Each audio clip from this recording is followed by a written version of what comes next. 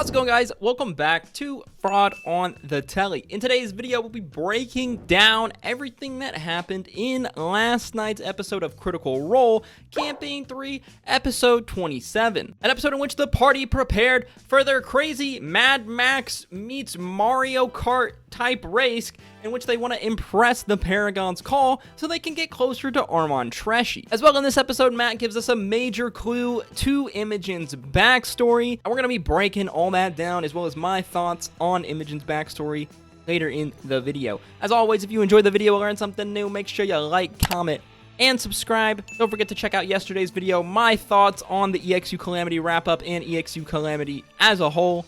And let's just get right into it. So last time on Critical Role, we're recovering from a bit of crazy whiplash and lore dump as we got some major FCG lore dump last episode. As well, Imogen had a new dream while the party continues to work towards their goal of getting Armand Treshy. As well, we learned about Fearne's parents, and we got a Critical Role first. Erika Ishii's character, Dusk, is a bad guy, apparently, that wants to kill, the Calloway family, Fearne's family. The first half of the episode is very slow paced, a lot of the characters interacting with one another. We have this really funny interaction between Laudna and Dusk, where Dusk is like asking Laudna out on a date. Obviously, we as the audience know that Dusk is up to something, as Dusk wants to kill Fearne and the Calloway family. My thought here is that Dusk was trying to either lure Laudna alone at some point by asking her on this date where they could go one-on-one, because she specifically said she wanted a one-on-one interaction, or she's trying to earn her trust in some way. Either way, we know that at some point, Dusk is going to betray the party and attempt to kill either Fearne's parents or Fearne. How she's going to do this, I'm not sure, as she is but one person against the entire party. As well, it seems like my concerns that the cast were going to get spoiled wasn't the case, at least from what I know. Everyone in the cast seems to act pretty genuine that they don't know that Dusk is this bad guy working behind the scenes with Matt, so they must not have watched the episode, thank God. Hopefully they're avoiding spoilers on Twitter. It was funny though, a couple of times during the episode, it definitely seemed like Travis was sussy during this whole interaction between Laudna and Dusk. You can see Travis sitting right next to Erika with this very, very Sarah-esque look on his face, like, you know, something's going on here. As well, I thought Liam was catching on to Dusk and her shenanigans, because after this conversation between Laudna and Dusk, Liam's character Orem approaches Dusk. They have a small conversation where Orem very much pointedly comments about Dusk's very unique fighting style. Obviously, she dodges the question, claiming memory loss. I thought for sure Liam was going to insight check here. It sure seemed like it was going that way, but it just ended up being a playful little fight between one another, one that Orem wins handedly. The funny thing is about this, though, that very much lures the cast, I think, even more, especially from a character perspective, into a false sense of security with Dusk. Liam and his character Orem are by far the most accomplished fighter. Liam having an awesome brain for D&D combat, and so the fact that he bested the character so easily from Orem's character perspective could definitely discount Dusk in the future. As well, Laudna and Imogen finally make up. They come back together after their little feud from the big "you lied" moment. Love to see it. FCG, as well as having a little bit of crisis of character, a little bit of existential crisis for our favorite little robot friend, as he's recovering from the big news that he found out that his former owner Dancer is in fact alive after he thought they were dead, and two, that he is a relic of the past, a relic of Aeor, a sentient bot that is different from all other automatons. Yeah, quite the big existential crisis for our small robot friend. Later on, the party delve a little deeper into Fearne's parents and Fearne's grandmother by talking to her. They take a look at these postcards that Fearne has been sent on and off throughout her life. Remember, she hasn't seen her parents for what she says is 90 years. Travis's character Chetney takes a closer look at these postcards. He rolls really, really well on whatever the check was, getting a Matt Mercer whisper. Chetney asks a couple pointed questions to Fearne, specifically why the postcards seem, one, so unique, like they were almost hand painted, and two, why, if they are 90 years old, potentially, you know, tens and tens of years old, why do they seem in such perfect condition? It's quite odd. It seems like Travis's character, Chetney, believes that possibly Fearne is the one that's creating these postcards. That's where it seemed like his questioning was going as first. He asked her multiple times if she has sets of paint, obviously trying to figure out if she was the one that painted these. Another theory is that it's her grandmother that was painting these and giving them to her. I don't know. Something weird's going on. As well, we learned that Fearne's grandmother gave her this small little magic crystal, a little stone of some kind, that she told her specifically to give to her parents should she ever see her again. Now, my first thoughts go to something bad. Knowing Matt Mercer, it's just something bad. I can't help but thinking that if Fearne's parents are the good guys here, they're trying to save the world, would that make her grandmother potentially the bad guy? If she was somehow trying to work against her parents, trying to keep Fearne away from her parents, has Fearne's grandmother cast some kind of modified memory on her to change a lot of what she thinks about her parents?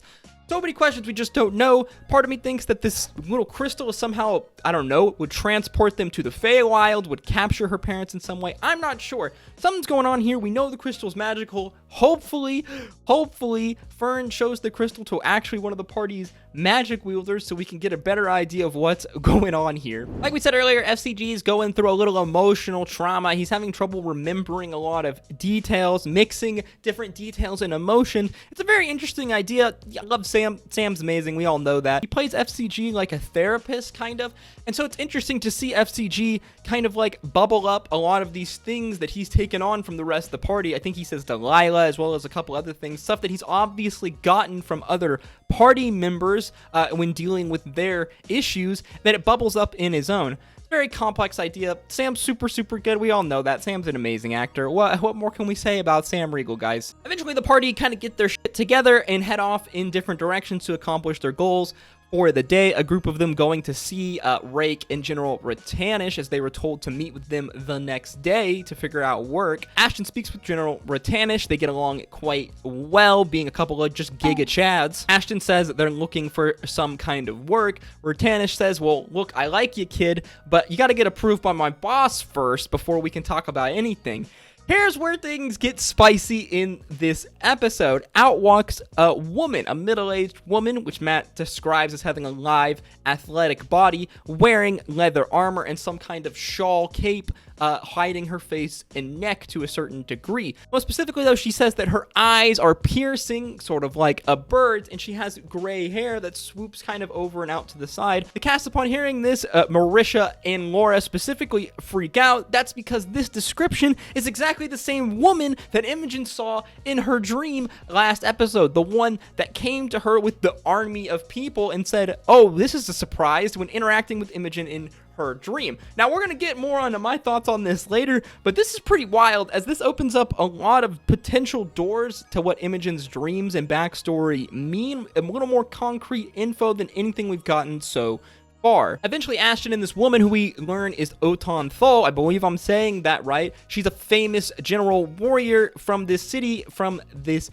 area, and who recently, over the last 5 years, has been working with the Paragon's Call. She's believed to be the de facto leader of the Paragon's Call, and she's the reason why they've rose in station and status so much over the last few years. She's regarded as an extremely smart tactician in general, as well as a fierce warrior. Definitely a character that we're going to be keeping our eyes on. She agrees to let them work for her, but at first they must show that they are worthy by competing in the death run race that we had learned about last episode. From here, Ashton and Laudna make a little stop by the All Minds Burns Palace, the drug den-esque place that they went to last episode, where everyone's on some weird, like, same consciousness type vibes because they do these drugs. Ashton again talks to his bird friend Justy. Laudna and her ticket get along instantly because Laudna's crazy weird. Justy hands her a small little bag, which inside is the drug that the people in the All Minds Burns Palace take that links them to this consciousness. I can only imagine the consequences if Laudna takes this drug, because essentially she would be linking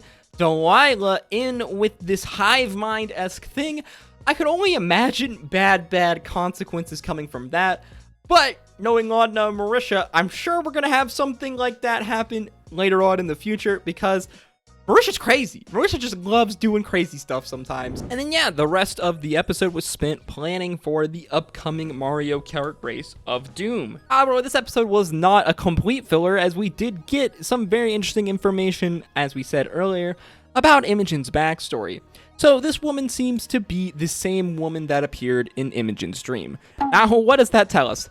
Not really much on the surface, but when we delve down into it, it does give us an interesting idea. Ruidus is one of the moons in the sky that just happens to be red. Because of this, it has kind of a bad reputation for most of Exandria. There's a lot of fairy tales. The moon is shrouded in a lot of mystery. What we do know is that those born under the light of a Ruidus moon are considered to be Ruidus born. It seems that being born under this moon gives the child with psionic, psychic-like abilities and magic. You know that oftentimes Ruidus born people are fated to be people that are influential or destined for great things, as there's a very large list of them. We have a few examples, namely a hero, Elixion from the Calamity. If you want to know all about Elixion, make sure you check out our What is the Calamity video. You know that Imogen's mother was most likely also Ruidus born, which is very interesting. We know that she has been getting some recurring dreams, specifically of an upcoming red storm. The dream then to me seems to be some kind of prophecy of the future. I mean, obviously, it's very interesting that the woman in the dream just straight up acknowledges Imogen. It would have been very interesting if Imogen and her interacted, because possibly she might be having similar dreams to what Imogen is having. We can safely assume that Oton is Ruidus born, as Matt specifically says that their armor covers much of their arms and their body. We know that Ruidus born people bear lightning type scars on their body, indicating that they are Ruidus born. We know that people who are often Ruidus born hide these scars as well. So to me, this sure seems like a clear indication that she would be Ruidus born. Another theory then, what if when Imogen is having these prophetic dreams under the Ruidus moon, Othenthal is having her own type dreams under the moon as well? If these children that are born under this moon are given some kind of psionic powers, it only makes sense that somehow they would all be mentally connected in some kind of way. We just don't know enough information. We don't even know if this woman here is even aware of what is happening. My guess would be that she is, and I would not be surprised at all if that she was having some kind of dreams similar to what Imogen having, but in her own way. Obviously, this woman is important if in Imogen's dream she is the one that is leading this invasion force or whatever it is, this oncoming storm that seems to be very much a warning. We just don't know. But I do love it when DMs introduce a sort of bad guy, antagonist-esque figure early on to the party, but in a non-antagonist type relationship. I think it makes for really, really fun entertainment. I can't wait to see what happens with this story. Let me know your thoughts about Imogen and this strange woman in the comments down below. There's so many good Imogen moon theories out there. It's really hard to know where Matt's gonna go with this because we just don't have that much information. As always, if you enjoyed the video or learned something new, make sure you like, comment, and subscribe. Sorry guys, my camera died here at the end, hence why you haven't seen my happy face. Don't forget to check out some of our other content, like our video breaking down last week's episode of Critical Role, as well as our video, Who is Vecna? As always, I hope to see you all in the next one. Stay safe out there. Peace, love, Azu.